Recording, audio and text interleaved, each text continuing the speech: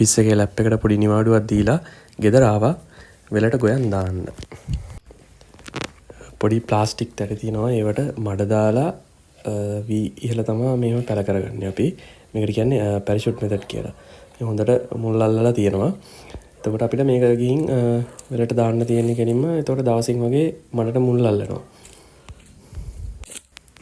සාමාන්‍යයෙන් අපිට මේ තැටි වෙලේ තියලත් වී පැල කරගන්න පුළුවන්.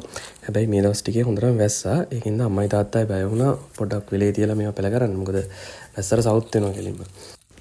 දැන් ඉතින් මේ ටික තැටි වලින් ගලවලා වෙලට ගෙනියන්න ඕනේ. ඊට පස්සේ වෙලට ගෙනිච්චාම ලේසි කෙලින්ම විසික් කරගෙන යන්න තියෙන්නේ අපිට.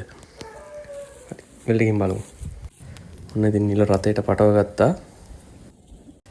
අම්මයි තාත්තා ඊහවස ටිකක් දාලා තිබ්බා. හැබැයි හවස වැස්ස හින්දා වැඩේ නවත්තලා තිබ්බේ. දාන්නයි යන්නේ. මේ වගේ මැදකින් හිටගත්තාම මේ වගේ ඇලවල් 3ක් කවර් කරන්න පුළුවන්. විසි කරගෙන යන්න තියෙන්නේ ඉතින්. මේ සුපිරි අවසරක් තියෙනවා. බලමුද?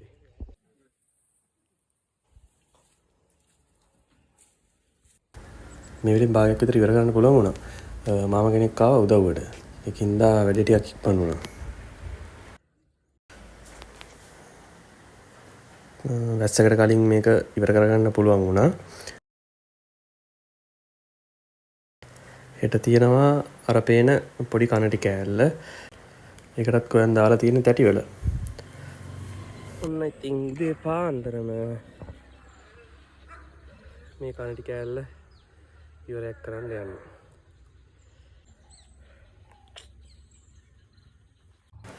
කෙනාපු ගොයන් ටිකෙන් මෙච්චර ඉවර කරන්න පුළුවන් වුණේ. තුරු ටික හෙට අම්මයි තාත්තයි දානවා කිව්වා.